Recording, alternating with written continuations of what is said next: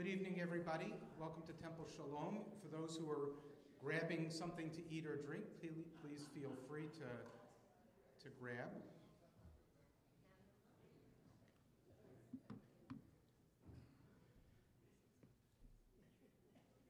Good evening. It's a pleasure to welcome you all. My name is Eric Gervis. I'm one of the rabbis here at Temple Shalom.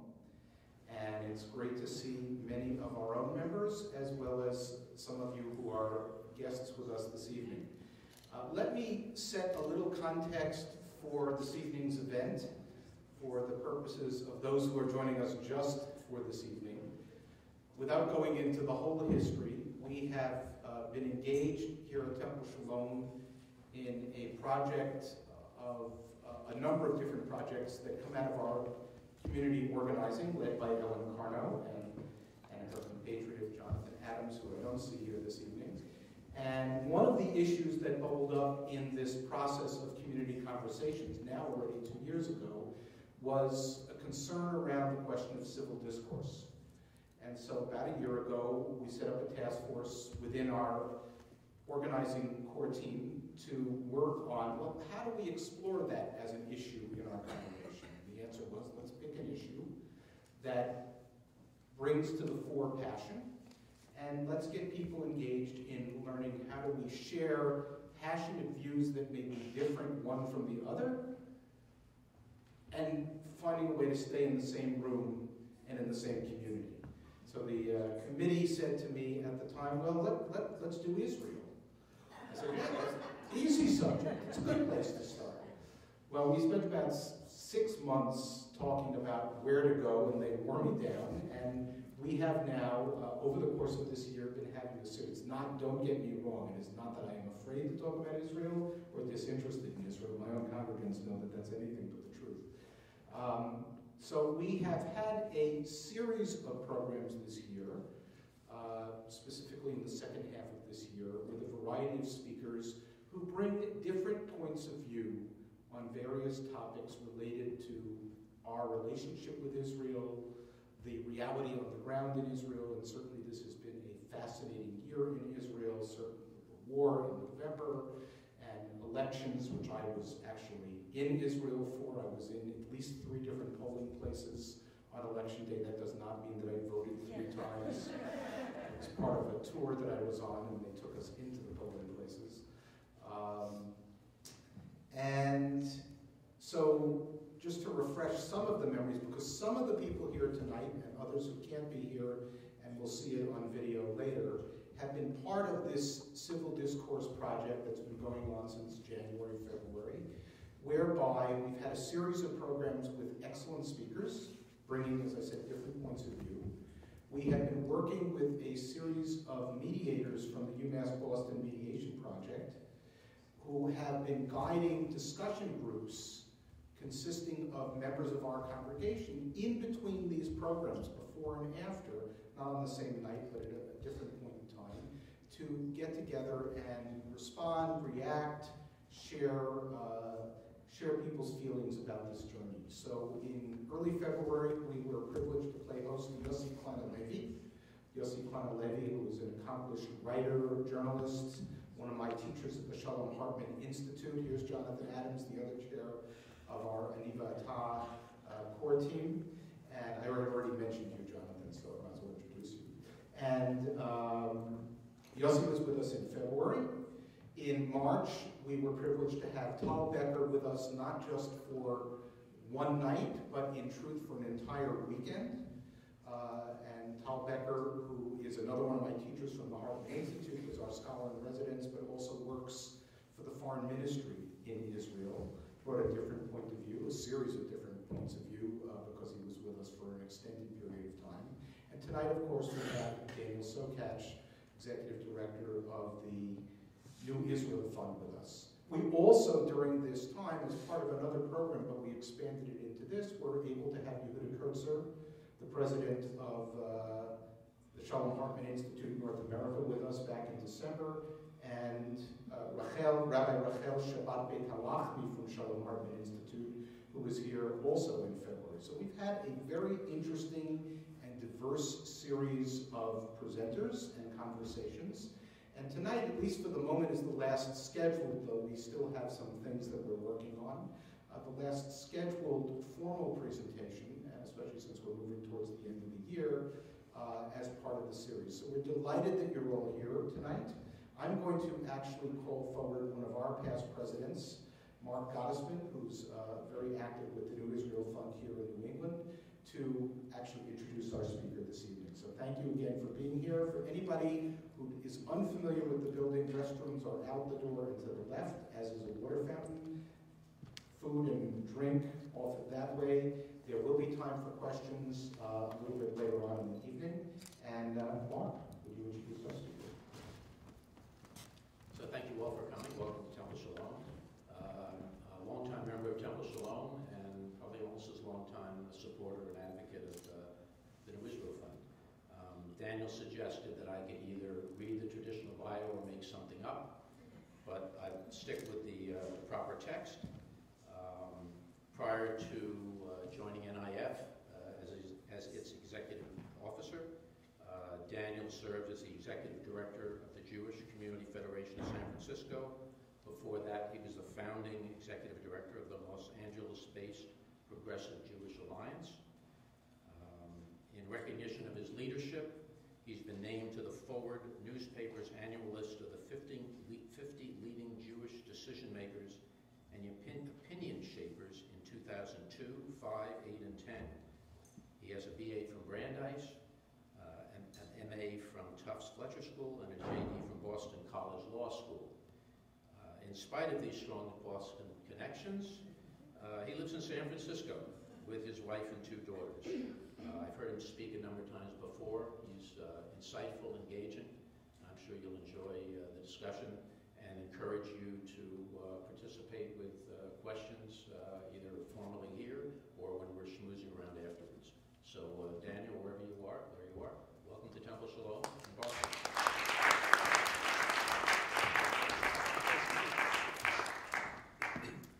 Well, thank you for that. I took the red eye from San Francisco last night, so we'll see how witty and insightful I am today. First, let me just say, the rabbi shared with me what he sort of explained to us all a few moments ago before we began tonight. And I want to commend the congregation for taking on this issue.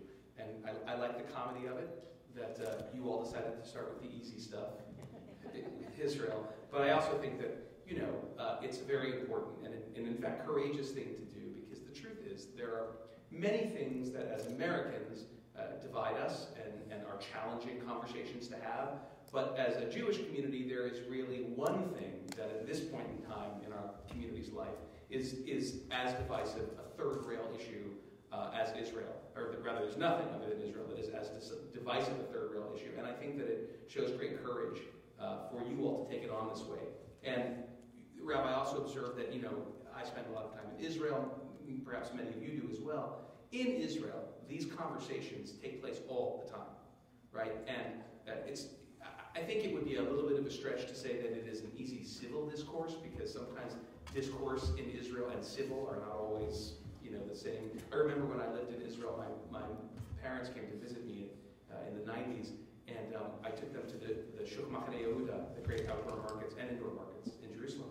And my mother was watching 2 fruit vendor and a customer, little old lady, in a transaction over apples.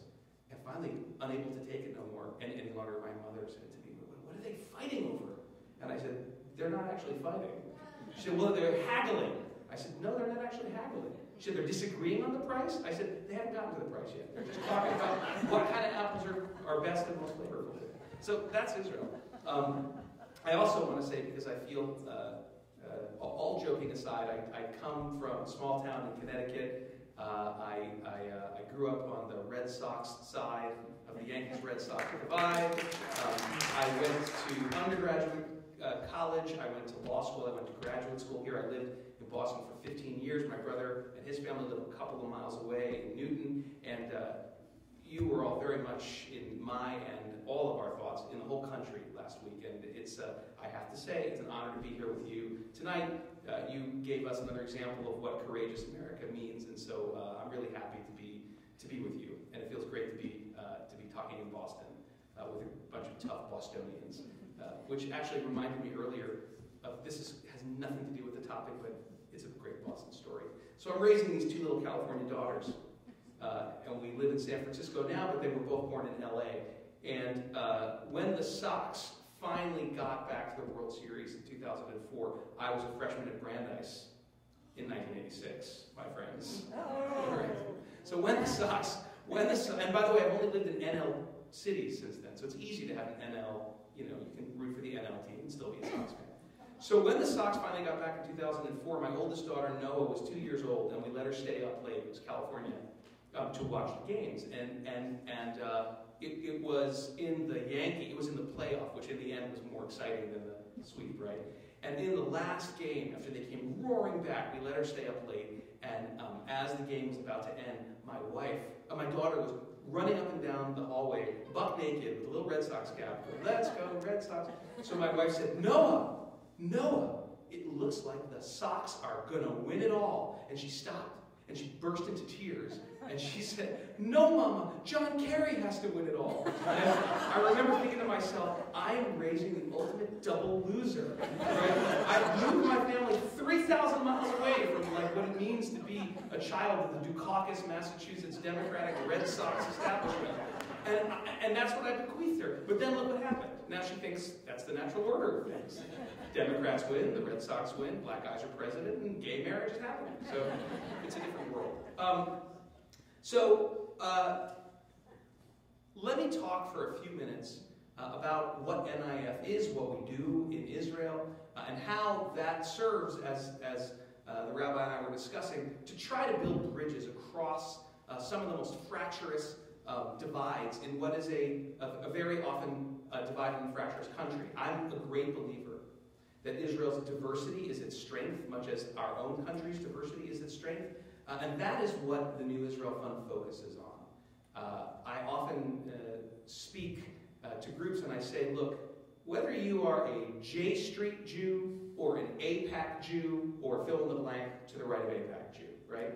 You are a person who is concerned with an Israel living at peace in its neighborhood. You have different strategies, different theories for how you get there, but that's what those organizations are concerned with.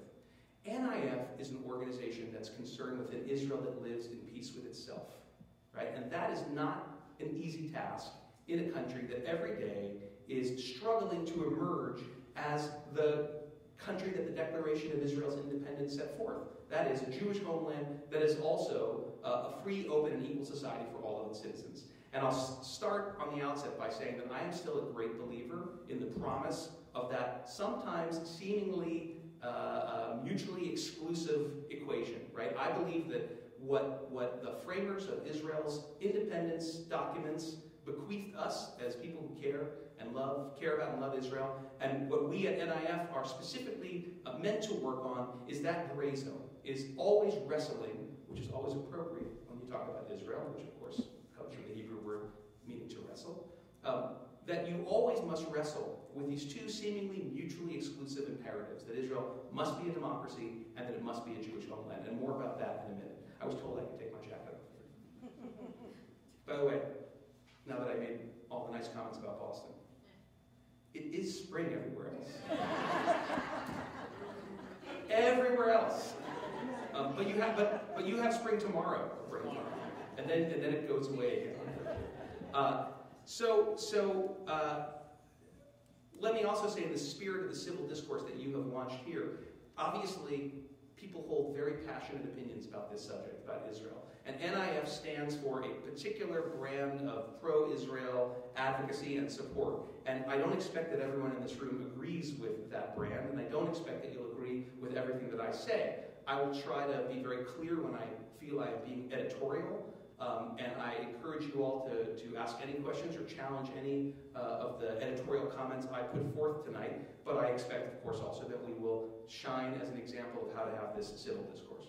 In other words, don't scream at me, because I'm tired. So, New Israel Fund was founded in 1979 by a group of people from the San Francisco Bay Area and their partners in Israel. And they looked at the then extant means of engagement with Israel, both philanthropically and sort of otherwise, And they found something was lacking. And what they felt was lacking was an ingredient that was necessary for Israel to continue to emerge as a democracy and a Jewish homeland.